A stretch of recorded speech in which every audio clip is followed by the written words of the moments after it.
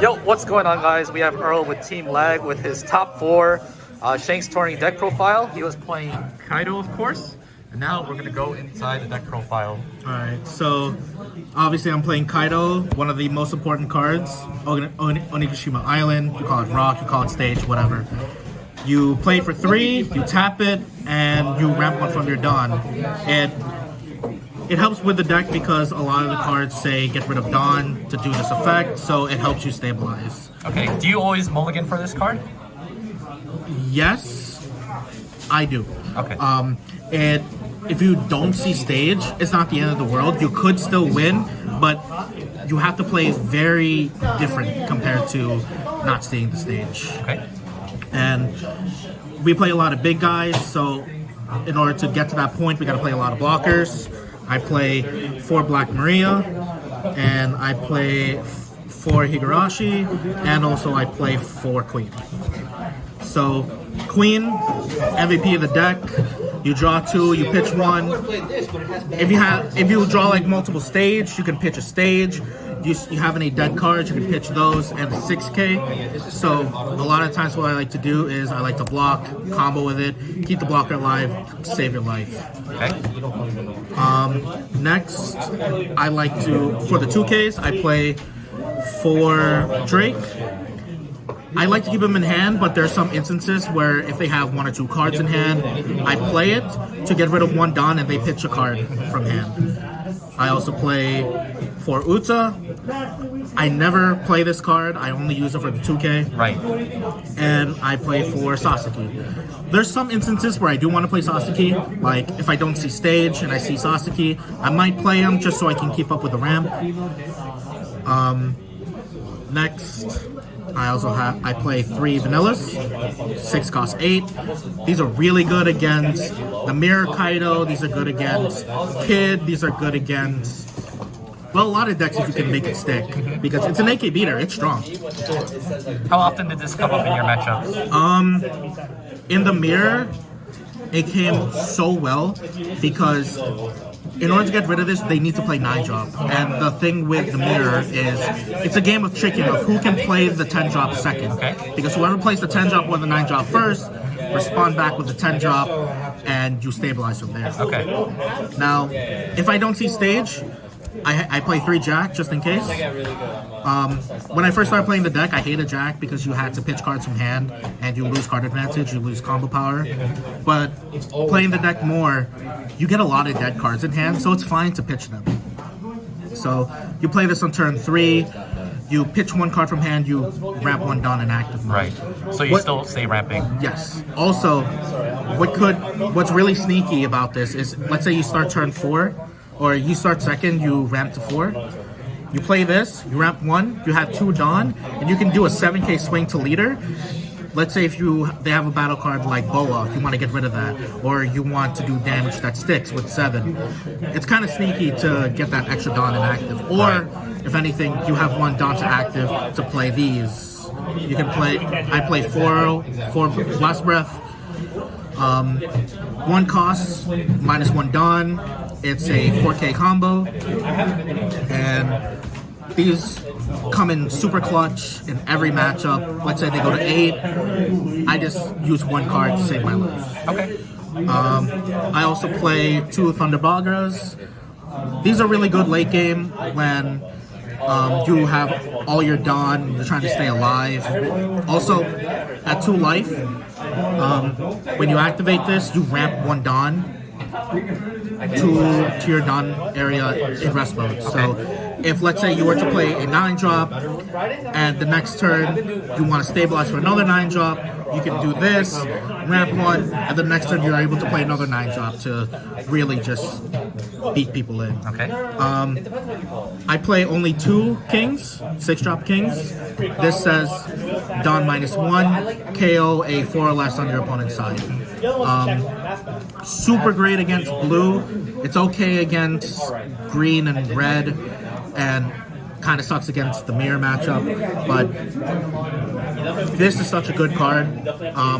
Moving forward, I might want to bump this up to 3 or even 4, because if you saw me on stream, I really struggle against the blue matchup. It's really hard to clear the 4 jobs. Right. And it's really my hardest matchup, which is blue. Okay. I play 3 kings, 7 jobs.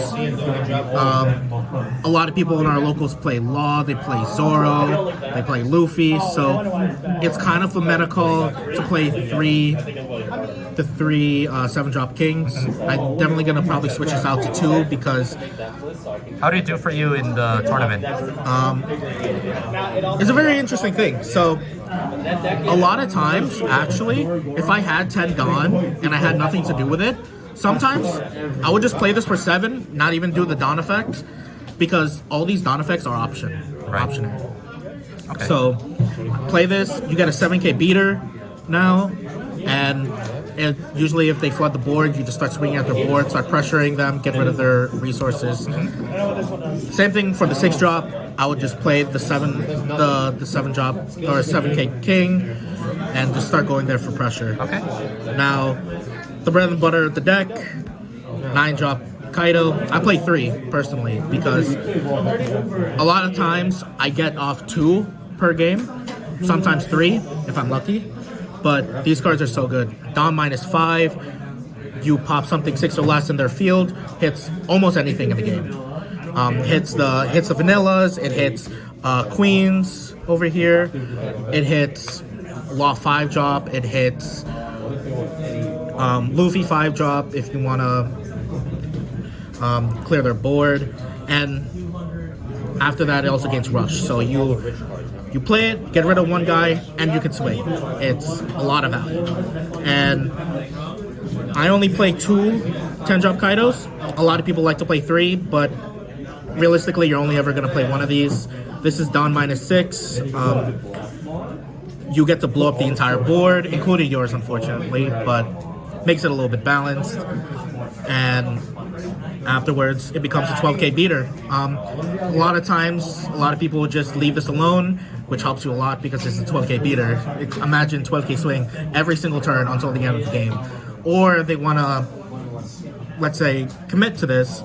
If they put 10 Dawn to this Kaido, all you gotta do is just do 1 Blast Breath, save it, and now they just lost 10 Dawn swinging at it, and you just stabilize from there. Okay. Any tips on like sequencing for the deck, cards to look out for when you mulligan? Yeah. So, obviously, when mulliganing, Onigashima Stage is the most important card of the deck. Like, no debate about it. It is great. If not, seeing Jacks really help. I wouldn't keep the hand if you do see Jack and not Stage, because it's better to just start off with Stage. I did learn after a little bit of playing that going second with a deck really helps your curve if you don't have 2 Stage. If you have 1 Stage and you go second, you have 4 Dawn, you play this, you have 5. Next turn, you go 7, and then you tap this to play 8. Next turn, you have 10 Dawn, and that gives you enough curve to play a 10-drop or a 9-drop with that 1 extra Dawn to protect it with like a Bora Breath or something, right? However, most of the games, it would go like this. Okay. I would play Stage, next turn, stabilize with a Queen, have 1 energy open to play a Blast Breath, or I could play a 2k blocker. These blockers really, they may seem like, oh, it's just a blocker, but there's so many instances where I would have big guys, I would have 0 life, they wouldn't have a board, and all you do is just play, oh, I just play 3 blockers. Now what are you going to do? So these blockers really help you in your late game when trying to protect your life when you have all the big guys. So what I like to do is sometimes just hold them in hand, not even combo them, because I know in the end game, they become so important from not dying. Okay. Nice. Besides that, what was your worst matchup, you say, for Kaido? oh my god. Well, against that, I went up against Muxit in round 3, followed into top 4. I lost to them both 0-2, and throughout the entire tournament, I felt that blue was very, very oppressive, because just being able to just drop 4Ks after 4Ks, and you try to swing into them, because if you just let them have such a big board, they get so many resources. They draw from the boas, they swing with pacifistas. They out-resource you very fast. But if you're able to, what I want to do is change up these 7-drop kings into like 6-drop kings. If you're able to establish 1 or 2 of these back to back, then it becomes very hard for Doflamingo to reestablish any advantage unless they play like 9-drop Mihawk to bounce us back, because then you just got rid of 2 4K bodies, and then you have 7K bodies to swing at them, and then you just pretty much out-resource them with your leader. I don't think I ever mentioned this, but the leader effect, Dawn -7, you get rid of 7 Dawn from your field, and you get rid of 1 life without activating any triggers to go straight to drop. A lot of people might not know this, but let's say you attach 12 Dawn to your Kaido, or 7 Dawn to your Kaido to make it 12K. You can detach those 7 Dawn and crit a life. It doesn't have to be from your Dawn area. It doesn't have to be tapped or active or anything. Just any area, -7 Dawn, you get rid of a life. Okay. So, one last thing I do want to mention is, going in for game, usually, hopefully, if you can get it off, it's usually what happens is, let's say you have any one of these big bodies, right? You have a 10-drop or a 9-drop, and your opponent's at 2 life. What you would do is tuck 7 in to Kaido, swing 12. 12 is usually going to stick, so they take 1 life, they're at 1 life left. Dawn -7, they're at no life. Attach the 3 Dawn to this, that's 15 in game. So, a lot of games, probably 50-60% of my games ended like that, because it's so hard for people to keep up with the big bodies, and that pretty much makes the deck. Okay, cool. Well, congrats again. Do you have any shout-outs you want to give? Well, shout out to Team Learning and Going. They helped me build a deck, help me test. I was gonna go into the tournament playing a very inconsistent, like meta-callie deck, but they convinced me just play a consistent deck, just hopefully draw to your outs, but be able to see whatever you need to see every game. So Okay, cool. that's it. Well, congrats again. Don't forget to like, comment, and subscribe, guys, and we'll catch you later. Bye-bye. Thanks, guys.